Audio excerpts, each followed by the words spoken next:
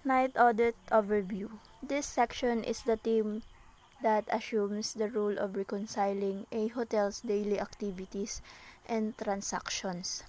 They compile a series of reports and data into a report called the Night Audit Report for management review as part of its control procedures conducted at night, when the hotel is typically less busy. Compared to other areas of the rooms division, this section is commonly small. The members or staffs, normally 2 to 5 auditors, are led by the Night Audit Manager. The Night Audit Manager. He or she is responsible and accountable in his team composed of auditors. Siya ay responsable at may pananagutan sa kanyang pangkat na binubuo ng mga auditor. Be able for any and all guest relations. Maging available para sa anuman at lahat ng relasyon ng bisita. Maintain accurate notification and documentation. Panatilihin ang tumpak na abiso at dokumentasyon. Take ownership of all guest relations. Pagmamay-ari ng lahat ng relasyon sa panauhin. Make appropriate decisions and follow up with related departments to solve permanently. Gumawa ng naangkop na mga desisyon at mag-follow up sa mga kaugnay na departamento upang malutas ng permanente. Complete hotel inspections on a nightly basis.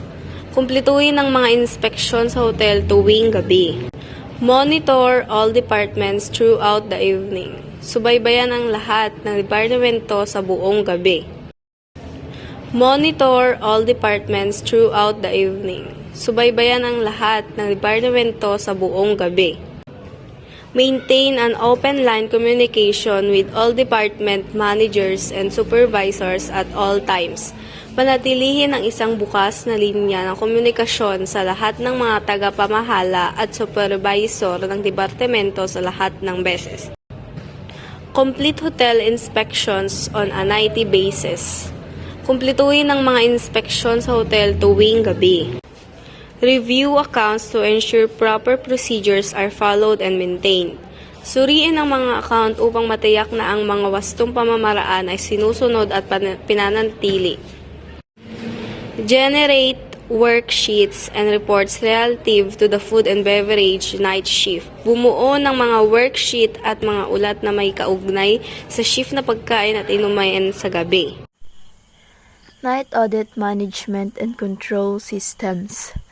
The existence of the Night Audit Department is very vital not only in the rooms division's operation but in the hotel organization in general.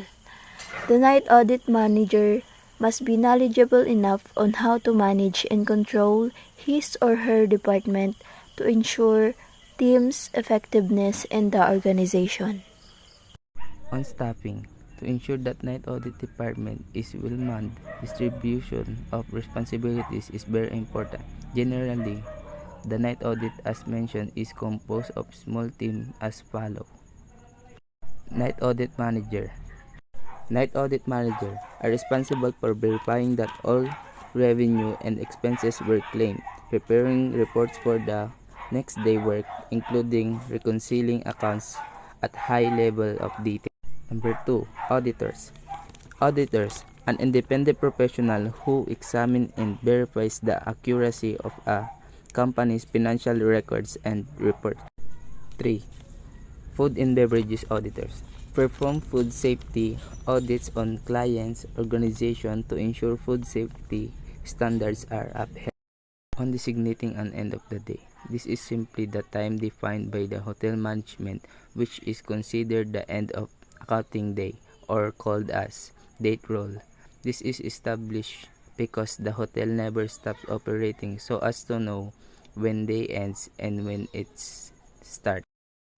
On implementing the night audit process, the night audit team ensures that their process would help in the attainment of the hotel's objectives, such as the night audit process focuses on 2 areas as follows.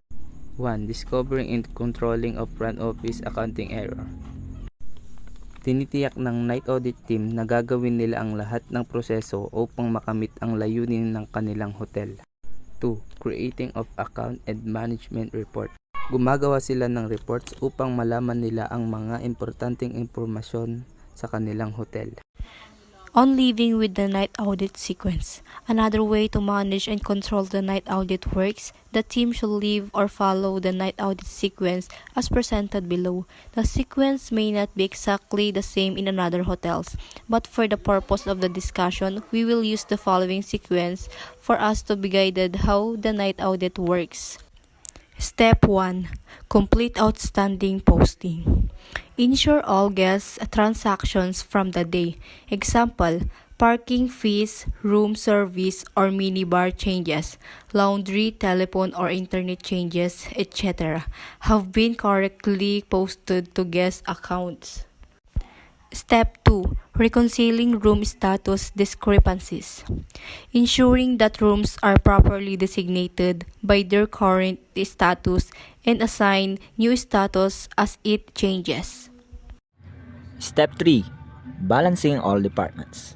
After reconciling room status discrepancies, it is recommended that departments are first balanced to discover posting errors.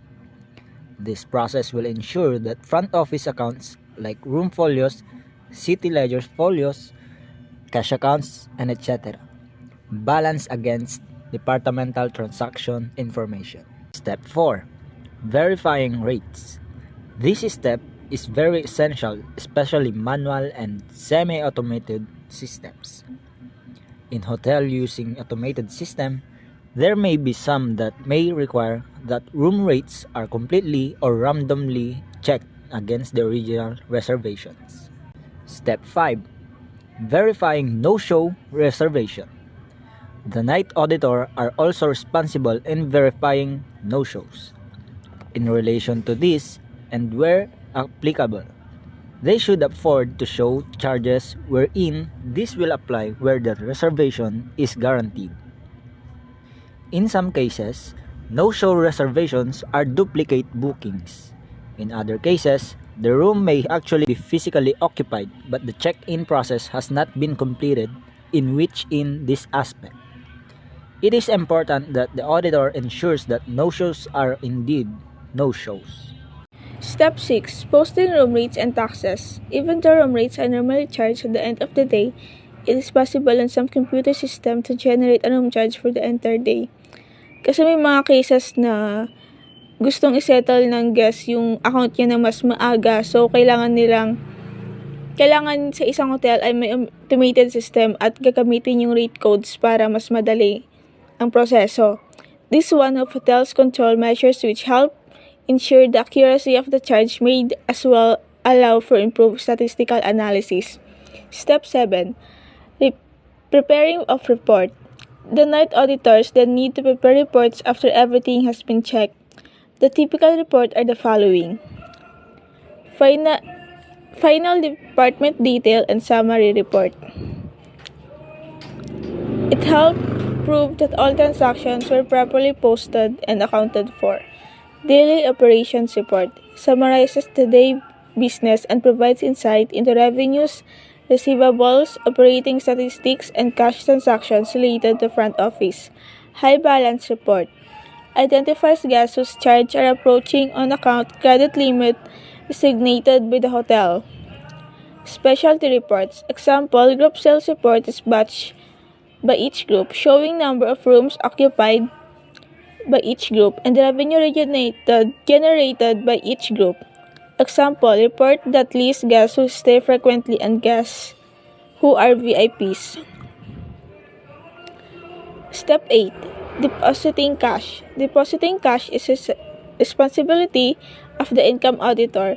Prior to this, the night auditor in some cases may be required to prepare a front office cashier shift report with all the day's earnings, including cash payments, credit and debit card payments, and include a cash deposit which is taken by the income auditor.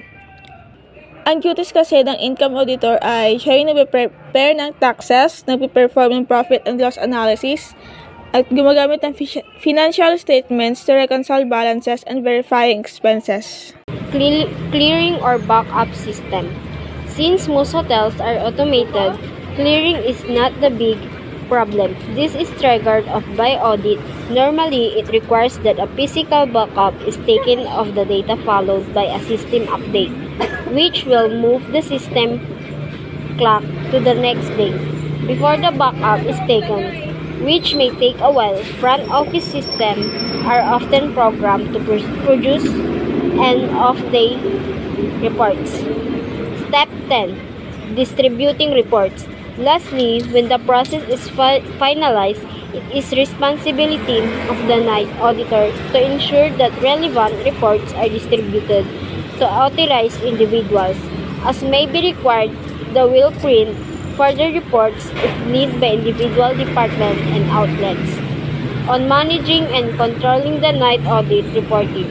As mentioned, the main responsibility of the night audit team is verifying the charges posted in a guest ledger. They make it sure that all transactions is posted correctly in order for the hotel to accurately report financial data.